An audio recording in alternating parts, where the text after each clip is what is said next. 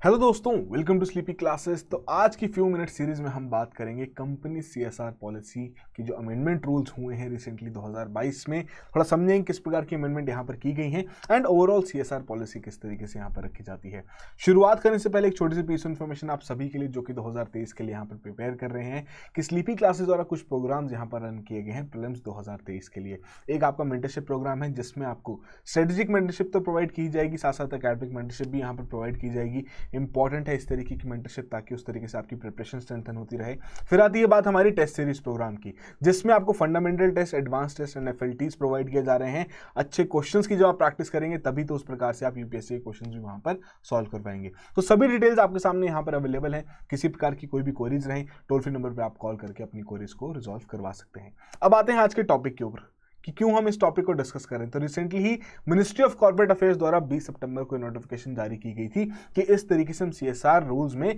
कुछ अमेंडमेंट्स यहां पर कर रहे हैं। अब आपके लिए सिलेबस का हिस्सा या आपके लिए करंट अफेयर्स का हिस्सा ये ऐसे ही बन गई कि कुछ अमेंडमेंट्स की गई हैं। क्या अमेंडमेंट्स हैं वो थोड़ा हम यहां पर समझेंगे, बट सबसे पहले बात करते हैं सीएसआर के बारे में। कॉर्पोरेट सोशल रिस्पॉन्सिबिलिटी क्या चीज है? तो बेसिकली यदि हम बात करें प्राइवेट कंपनीज, वहां पर अगर बड़ी बड़ी कंपनीज तैयार हो रही हैं, ठीक है जी, उनका टर्नओवर वहां पर बढ़ रहा है, बड़े प्रॉफिट्स यहां पर कमा रही हैं, तो भारत सरकार क्या कह रही है कि भैया यदि आप इतने सारे प्रॉफिट्स कमा रहे हैं तो वो प्रॉफिट्स कुछ सोसाइटी के साथ भी शेयर कीजिए, सोसाइटी में भी कुछ कंट्रीब्यूट कीजिए, अपनी कुछ सोसाइटल यहां पर रिस्पॉन्सिबिलिटी उठाइए और थोड़ी कंट्रीब्यूशन यहां कीजिए। तो उसी के आधार पर सीएसआर रूल्स यहां पर रखे गए। तो बेसिकली ये जो आपकी कॉर्पोरेट सोशल रिस्पॉन्सिबिलिटी की जो रेगुलेशंस इंडिया में, इसके आधार पर कुछ कंपनीज को कहा जाता है कि आपको अपनी सीएसआर एक्टिविटीज के ऊपर कुछ पैसा स्पेंड करना है, at least 2% of their average net profit of immediately preceding 3 financial years, कि पिछले 3 फाइनेंशियल ईयर्स का जितना भी उनका नेट प्रॉफिट है उसका एवरेज निकाल के 2% आपको वहां पर खर्च करना है सीएसआर एक्टिविटीज के ऊपर। फिर बात आती है क्या ये सभी कंपनीज के ऊपर एप्लीकेबल है? तो जी नहीं। जिसका section 135 part 1 of the companies act है, उसके आधार पर जो कंपनी जिसकी नेटवर्थ रुपीस 500 करोड़ से ज्यादा है, टर्नओवर 1000 करोड़ से ज्यादा है, या फिर नेट प्रॉफिट 5 करोड़ से ज्यादा है, उन्हें इस प्रकार की रिक्वायरमेंट को पूरा करना है। इस प्रकार की जो 2% की उनके ऊपर यहां पर ऑब्लिगेशन लगाई गई है कि सीएसआर एक्टिविटीज के ऊपर स्पेंड करना है, तो इनमें से यदि कोई भी कंडीशन यहां पर फुलफिल होती है तब उन्हें यह खर्चा यहां करना पड़ेगा। इंपॉर्टेंट पॉइंट है, इस तरीके से क्वेश्चन पूछा भी जा सकता है, ठीक है जी। फिर यदि हम बात करें कि किसी प्रकार की लीगल बैकिंग है या नहीं है इंडिया में सीएसआर एक्टिविटीज के लिए, या सीएसआर की जो ऑब्लिगेशन यहां पर रखी गई है, जी हाँ बिल्कुल। जो पूरा कॉन्सेप्ट है सीएसआर का गवर्न किया जाता है by section 135 of the companies act of 2013 and India is one of the first country in the world जिन्होंने इस सीएसआर स्पेंडिंग को मैंडेट किया एक फ्रेमवर्क के साथ, जिसके आधार पर आपकी सीएसआर एक्टिविटीज को आइडेंटिफाई किया जाता है कि क्या ये सीएसआर एक्टिविटी मानी जाएगी या नहीं मानी जाएगी। एक और खास बात यहां पर आपको ध्यान में रखनी है कि क्या ये सिर्फ इंडियन कंपनीज के लिए एप्लीकेबल है? जी नहीं। यदि कोई फॉरेन की कंपनी है जिनका ब्रांच ऑफिस या किसी प्रकार का प्रोजेक्ट ऑफिस इंडिया में सिचुएटेड है और इस प्रकार की जो 3 कंडीशंस के बारे में हमने जो वहां पर बात की थी उनमें से किसी भी एक कंडीशन को वो फुलफिल कर रहे हैं, तो डेफिनेटली उन्हें सीएसआर ऑब्लिगेशंस को भी पूरा करना पड़ेगा। तो इस तरीके के जो पॉइंट्स रहते हैं डायरेक्टली आपको कई बार प्रीलिम्स में पूछ लिए जाते हैं। हो सकता है टॉपिक आपका करंट अफेयर ओरिएंटेड है, बट जो स्टेटमेंट्स वहां पर दी गई हैं वो स्टैटिक नेचर की दे दी गई हो, ठीक है जी। फिर हम देखते हैं कि कौन कौन सी आपकी ऐसी एक्टिविटीज हैं जो कि सीएसआर एक्टिविटीज के आधार पर मानी जाती हैं। तो बेसिकली एक लिस्ट यहां पर जारी की जाती है कंपनीज एक्ट के हिसाब से ही कि जो आपकी एक्टिविटीज इस तरीके की जिसके आधार पर आप एक्सट्रीम हंगर या पॉवर्टी की सिचुएशंस को रेडिकेट कर रहे हैं, एचआईवी एड्स जैसी जो समस्या है उससे आप वहां पर कोई कंट्रीब्यूशन अपनी दे रहे हैं, अदर डिजीज यहां पर इंक्लूड कर सकते हैं, कोविड-19 में से एक बन चुकी है, एनवायरमेंटल सस्टेनेबिलिटी के ऊपर आप काम कर रहे हैं, पीएम का जो नेशनल रिलीफ फंड है आप उसमें कंट्रीब्यूट कर रहे हैं, या कोई भी जो सरकारी फंड स्थापित किया गया है उसमें आप कंट्रीब्यूशन दे रहे हैं जिसके चलते किसी प्रकार की सोशो इकोनॉमिक डेवलपमेंट हो रही है इंडिया में, रिलीफ फंड जो वहां पर रखे गए हैं आप उसमें कंट्रीब्यूशन वहां पर दे रहे हैं, या फिर एजुकेशन से रिलेटेड कोई इनिशिएटिव आप रन कर रहे हैं, जेंडर इक्वालिटी से रिलेटेड आप कोई प्रमोशंस कर रहे हैं, विमेन एम्पावरमेंट के ऊपर आप कोई एक्टिविटीज कैरी आउट कर रहे हैं, तो यदि इस प्रकार का जो भी खर्चा किया जाएगा वो माना जाएगा कि जी हाँ आपने सीएसआर एक्टिविटी के ऊपर वहां पर खर्चा किया गया है। फिर वही एक इंपॉर्टेंट बात बन जाती है कि ये तो रही बात कि कौन कौन सी एक्टिविटी को हम सीएसआर एक्टिविटी मानेंगे, बट कौन सी ऐसी एक्टिविटीज जो कि बिल्कुल भी क्वालिफाई नहीं करेंगी एज एलिजिबल सीएसआर एक्टिविटी। सबसे पहला पॉइंट कि जो आपकी एक्टिविटीज आउटसाइड इंडिया कंडक्ट की जाएंगी, एक्सेप्ट फॉर द ट्रेनिंग। आप किसी इंडियन स्पोर्ट्स पर्सन की ट्रेनिंग को स्पॉन्सर कर रहे हैं जो कि या तो किसी स्टेट या यूटी को रिप्रेजेंट कर रहे हैं नेशनल लेवल पर, या इंडिया को रिप्रेजेंट कर रहे हैं इंटरनेशनल लेवल पर। सेकंड पॉइंट, किसी भी प्रकार का कंट्रीब्यूशन डायरेक्टली या इनडायरेक्टली पॉलिटिकल पार्टी को दिया जा रहा है तो भैया वो तो बिल्कुल भी सीएसआर की आपकी एक्टिविटी नहीं मानी जाएगी। या फिर आपके द्वारा कोई ऐसी एक्टिविटी रन की जा रही है जिसका फायदा आपके कंपनी के एम्प्लॉइज को मिल रहा है, उसके अलावा आपके द्वारा कुछ स्पॉन्सरशिप एक्टिविटी की जा रही है जिसके चलते आप मार्केटिंग बेनिफिट्स डिराइव कर रहे हैं, कि कोई नोटबुक मेकिंग कंपनी है उस तरीके से उन्होंने क्या किया, गांव-गांव जाके अपनी किताबें बेचनी शुरू कर दी, ठीक है जी, कि हम एजुकेशन के ऊपर काम कर रहे हैं, बट उसकी बढ़ चढ़ के मार्केटिंग भी वहां पर की जा रही है, अपनी प्रोडक्ट्स और सर्विसेज को पूरा मार्केट किया जा रहा है, तो डेफिनेटली उसके चलते भी हम नहीं मानेंगे कि ये आपकी स्पॉन्सरशिप एक्टिविटी यहाँ पर जो है ये सीएसआर एक्टिविटी मानी जाएगी, ठीक है जी। उसके अलावा मान लीजिए आपके ऊपर कोई और ऑब्लिगेशन है, कोई और स्टैट्यूटरी ऑब्लिगेशन जिसको आप पूरा कर रहे हैं, जिसके चलते आप ऐसी कोई एक्टिविटी कैरी आउट कर रहे हैं, तो उससे भी आप सीएसआर एक्टिविटी के साथ क्लब इन नहीं करेंगे कि जी हाँ यही एक एक्टिविटी जो कि मेरी दोनों ऑब्लिगेशंस यहां पूरी कर रही हैं। तो ये लिस्ट का भी आपको बिल्कुल ध्यान में रखना है, और जो कि लिस्ट आपसे प्रीलिम्स में भी पूछी जा सकती है कि कौन कौन सी ऐसी एक्टिविटीज हैं जो कि बिल्कुल भी क्वालिफाई नहीं करेंगी एज अ सीएसआर एक्टिविटी। तो ये कुछ इंपॉर्टेंट पॉइंट्स हैं जो कि बिल्कुल ध्यान में रखने हैं। फिर अब हम आते हैं मेन टॉपिक पर कि रिसेंटली किस प्रकार के चेंजेस किए गए। तो 2014 के आपके रूल्स नोटिफाई हुए, तब से थोड़ी बहुत चेंजेस होती रहती हैं, और वैसे ही सितंबर महीने में भी कुछ चेंजेस हुई थी। तो पहला इंपॉर्टेंट पॉइंट आपको यहां पर ध्यान रखना है कॉन्स्टिट्यूशन ऑफ सीएसआर कमेटी के बारे में।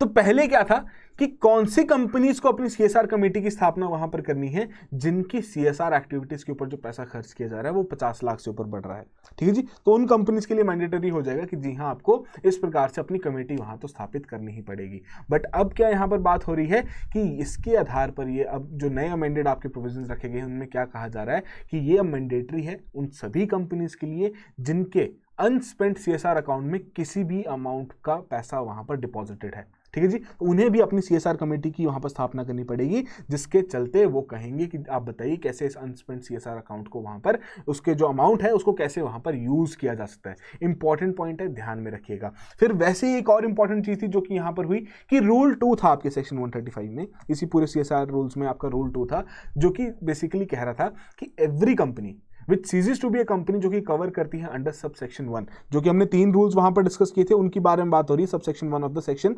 135 of the act for 3 consecutive financial years, उन्हें किसी प्रकार की सीएसआर कमेटी की स्थापना नहीं करनी है। तो ये बिल्कुल खारिज कर दिया जा चुका है, इस पूरे रूल को यहां पर ओमिट कर दिया जा चुका है। तो मतलब क्या हुआ कि जो भी आपका सेक्शन 135 सब सेक्शन 1 के अंतर्गत कंपनी लाई कर रही है, अर्थात उन 3 रिक्वायरमेंट्स को पूरा कर रही है, उन्हें वहां पर सीएसआर कमेटी की स्थापना तो करनी ही पड़ेगी, और उस हिसाब से जो आपकी एलिजिबिलिटी होगी ये आपको हर साल वहां पर चेक करनी पड़ेगी। तो ये इंपॉर्टेंट बात हो चुकी है, अब सभी कंपनीज को यहां सीएसआर कमेटी की स्थापना करनी पड़ेगी अगर वो सीएसआर के क्राइटेरिया के अंतर्गत वहां पर लाइन करते हैं। कौन से क्राइटेरिया थे? वो जो 3 क्राइटेरिया हमने स्टार्टिंग में डिस्कस किए थे। तो बिल्कुल इंपॉर्टेंट चीज है जो कि ध्यान रखना है, ठीक है जी।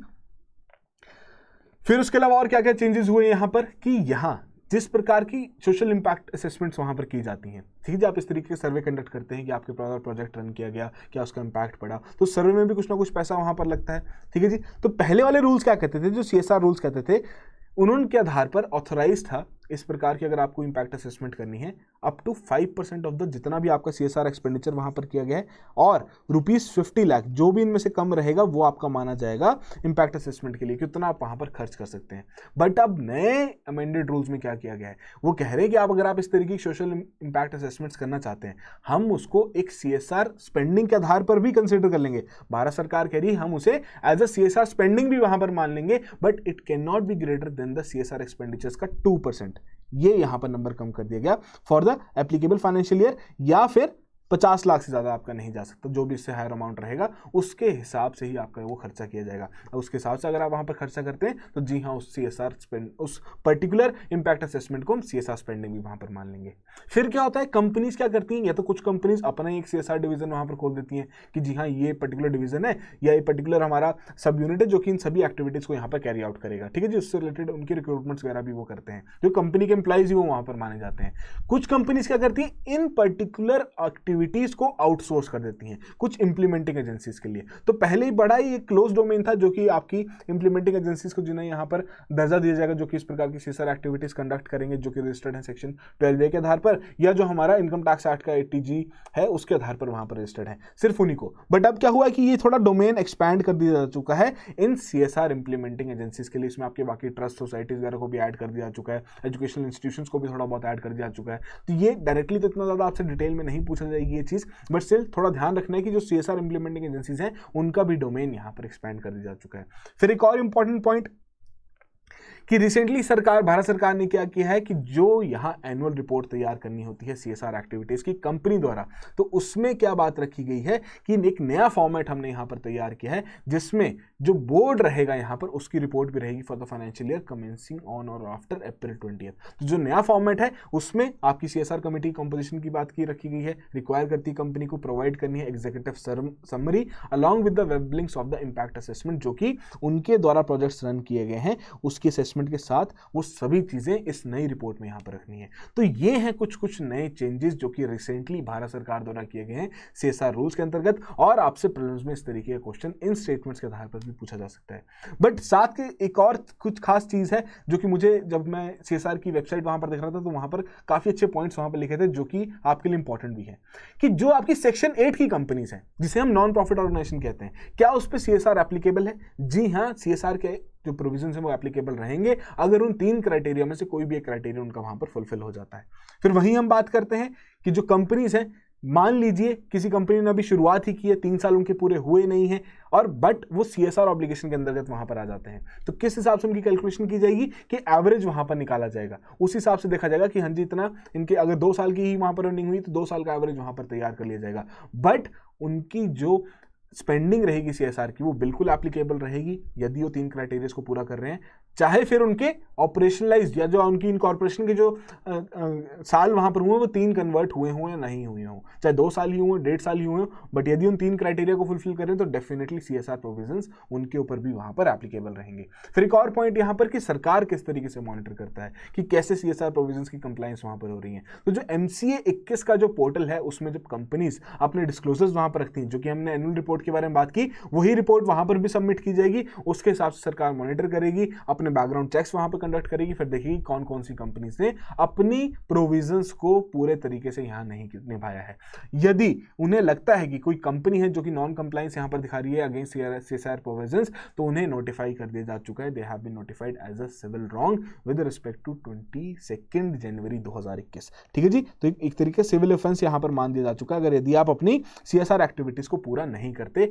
और अगर आप उन 3 रिक्वायरमेंट्स को भी पूरा कर रहे हैं फिर भी उस प्रकार से जो आपके ऊपर मैंडेटरी सीएसआर ऑब्लिगेशन से आप उन्हें पूरा नहीं करते, तो इस प्रकार से आपके अगेंस्ट केस भी यहाँ पर शुरू किया जा सकता है। तो ये कुछ इंपॉर्टेंट चीजें हैं जो कि आपको ध्यान में रखनी है। इस तरीके से क्वेश्चन पूछे जा सकते हैं और वही कोशिश हमारी यहाँ पर भी रहती है कि आपको हर एक टॉपिक से रिलेटेड जितना होलिस्टिक कंटेंट हो सके उतना प्रोवाइड किया जा सके, क्रिस्प फॉर्मेट में प्रोवाइड किया जा सके, ताकि आपको जब भी आप रिविजन करें इजिली कर सकें और वो सभी चीजें आपके दिमाग में भी रिटेन रहें। ठीक है जी, तो यदि आपको लगता है कोई और ऐसे आपके लिए टॉपिक्स हैं जो कि आपको नहीं समझ में आते हैं या इकोनॉमी में टफ लगते हैं, डेफिनेटली कमेंट बॉक्स का यूज कीजिए। हम कोशिश करेंगे उससे रिलेटेड भी कोई ना कोई फ्यू मिनट सीरीज में कोई टॉपिक्स ऐसे डिस्कस कर लें, 5 से 6 टॉपिक